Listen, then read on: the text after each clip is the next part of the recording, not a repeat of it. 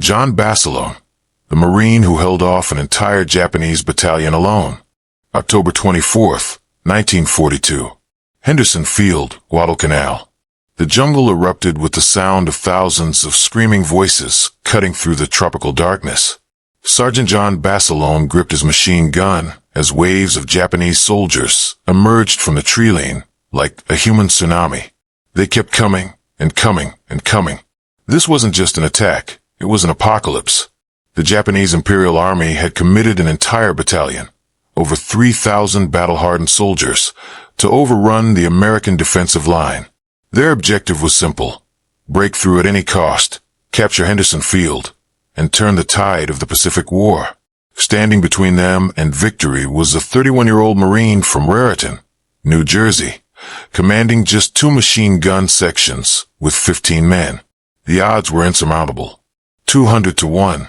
Any reasonable military assessment would conclude this position was about to be overrun in minutes.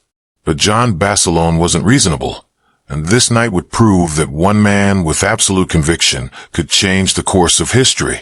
As the first wave hit their position, Basilone's machine guns roared to life, spitting fire into the darkness.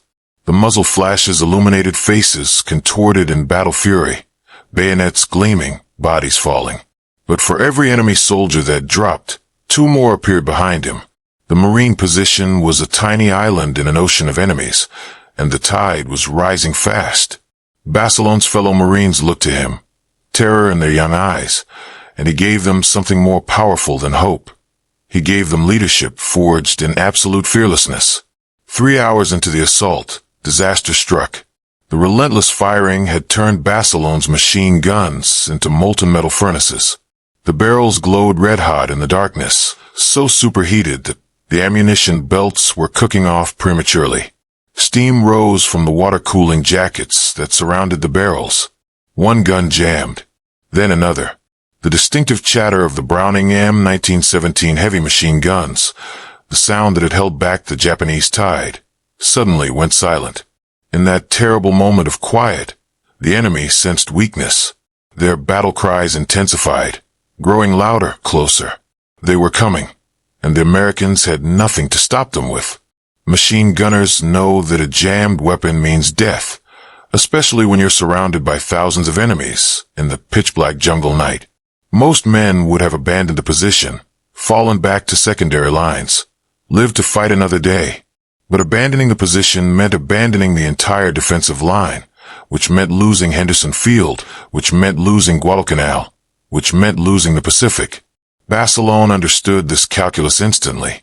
While enemy bullets tore through the air around him, while mortar shells turned the earth into a hellscape of flying dirt and shrapnel, Basilone did the impossible. With his bare hands, he disassembled the scorching hot machine gun. The metal was so hot it burned his palms, the flesh sizzling and peeling away as he worked.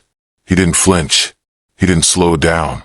His hands moved with practiced precision, clearing the jam, replacing the barrel, reassembling the weapon while his fellow Marines provided covering fire with rifles that seemed pathetically inadequate against the advancing horde. The machine guns were working again, but now they faced a different crisis. They were running out of ammunition.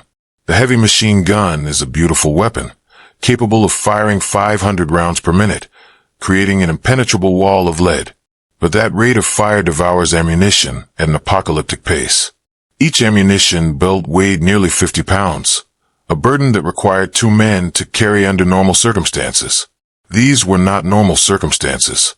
The ammunition supply point was 75 yards away, through a kill zone that had been transformed into hell on earth.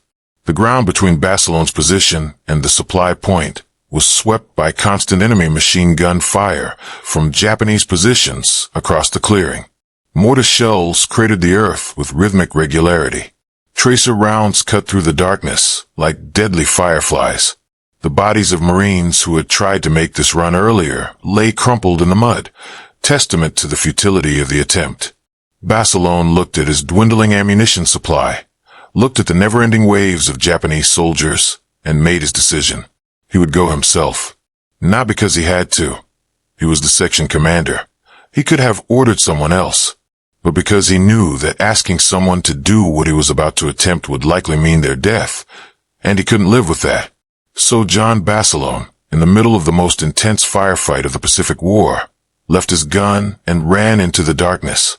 He sprinted across open ground while bullets snapped past his head, while explosions threw geysers of earth into the air, while the screams of dying men filled his ears. He reached the supply point, grabbed 2 ammunition belts, 100 pounds of metal and explosives, threw them over his shoulders, and ran back. He made that run not once, not twice, but 7 times that night. By midnight, Basilone's position had become a charnel house.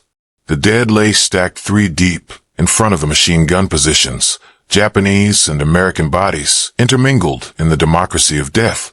The air was thick with the smell of cordite, blood, and the sweet-sick odor of torn open bodies. Half of Basilone's men were dead or wounded.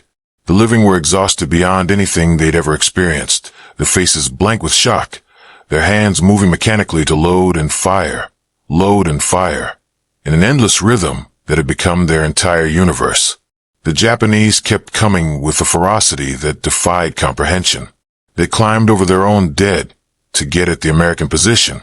Some made it to within feet of Basilone's gun before being cut down. Others managed to throw grenades that exploded dangerously close, showering the Americans with shrapnel and dirt. The noise was beyond deafening. It was a physical force that battered the eardrums and rattled the bones. Individual sounds disappeared into a continuous roar of machine gun fire, rifle shots, explosions, and screaming that merged into a wall of audio violence. In this environment, where death was certain and survival was a miracle measured in seconds, Basilone moved between his gun positions with an almost supernatural calm. He directed fire, encouraged his men, physically picked up Marines who were frozen with fear and put them back on their weapons. When one of his gunners was hit, Basilone took over the weapon himself, firing controlled bursts that cut down enemy soldiers with mechanical precision. He had transcended fear, transcended exhaustion, transcended his own humanity to become something else, a force of nature, implacable and unstoppable. At approximately 0200 hours, the Japanese commander made his final gamble. Unable to break through with conventional infantry assaults, he ordered a mass bayonet charge. This was a tactic from an earlier era of warfare, a human wave attack designed to overwhelm defensive positions through sheer numbers and shock value. It was also effectively a death sentence for everyone involved. The jungle exploded with noise as hundreds of Japanese soldiers fixed bayonets and charged directly at Basilone's position. They came at a dead run, screaming their battle cries, their officers leading from the front with drawn swords that gleamed in the darkness. It was a sight from nightmare, an avalanche of humanity bent on destruction. Basilone's machine guns opened fire, cutting great swaths through the charging mass. Men fell in clusters, but those behind them kept coming, trampling over the bodies of their fallen comrades.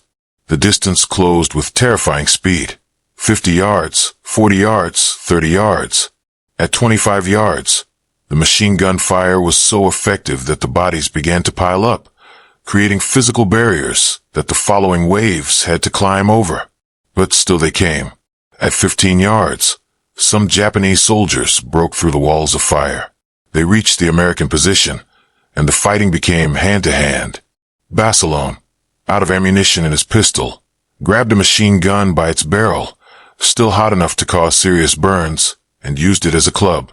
He fought with a ferocity that shocked even his own men, striking down enemy soldiers who had made it into the foxholes. When the gun barrel broke, he used his entrenching tool, then his bare hands. The fighting was primal, savage, beyond anything that can be adequately described. The hours between 0200 and 0500 were the longest of Basilone's life, and perhaps the longest in the lives of any Marines who survived that night. The Japanese attacks didn't stop, they evolved.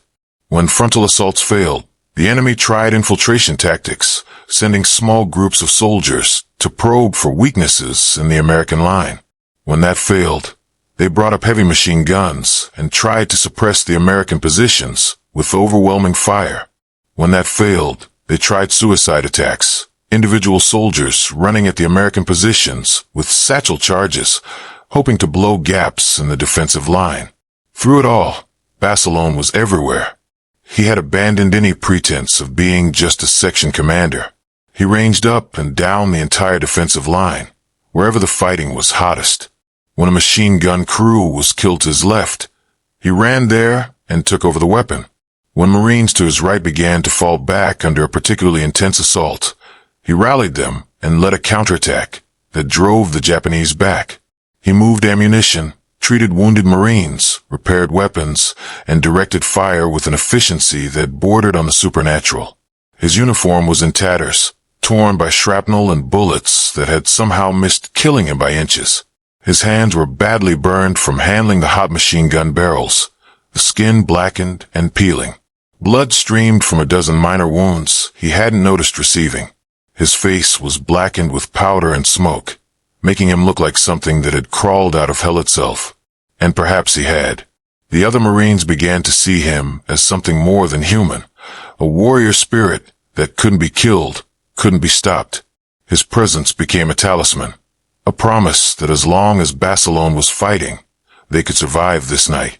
When dawn finally broke over Guadalcanal on October 25th, the first light revealed a scene of almost incomprehensible carnage. In front of Basilone's section, Japanese dead were piled so high they formed actual walls of bodies, some stacked 6 feet tall. The official count would later estimate that over 900 Japanese soldiers had been killed in this small sector alone, most of them by Basilone's 2 machine gun sections. The ground was carpeted with spent shell casings that glinted in the morning sun like brass coins. The jungle trees were shredded by gunfire, their trunks lacerated by thousands of bullet impacts. The earth itself was torn and cratered, transformed from jungle floor into a moonscape of overlapping shell holes filled with muddy water, tinted red.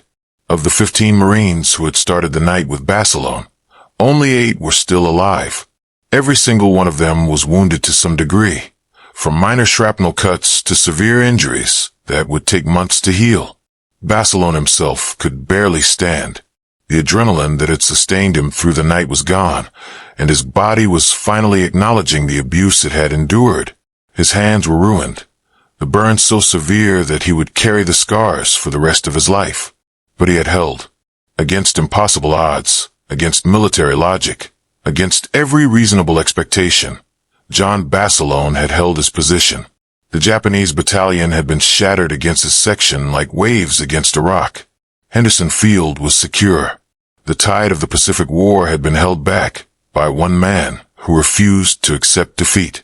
When his commanding officer reached his position and saw the carnage, saw the impossible thing that Basilone had accomplished, he could only stare in silent amazement. The military bureaucracy moved with unusual speed to recognize what had happened that night. Within months, John Basilone was awarded the Medal of Honor, America's highest military decoration, in a ceremony where the citation barely captured the reality of what he had accomplished. He was sent back to the United States for a war bond tour, paraded through cities as a living example of American heroism. But Basilone hated it. He hadn't fought for glory or recognition. He'd fought because Marines don't abandon their positions, because his men depended on him, because it was simply what had to be done. He repeatedly requested to return to combat, finally succeeding in 1944. He could have stayed stateside, safe and celebrated. Instead, he went back to war. On February 19th, 1945, the first day of the Battle of Iwo Jima, Gunnery Sergeant John Basilone was killed by a mortar shell while guiding a tank through a minefield. He was 38 years old. The Marine who had survived the impossible night at Guadalcanal, who had held off an entire battalion alone, died doing what he had always done, leading from the front, refusing to ask his men to do anything he wouldn't do himself. His death was a tragedy, but his life was a testament to something profound about human courage.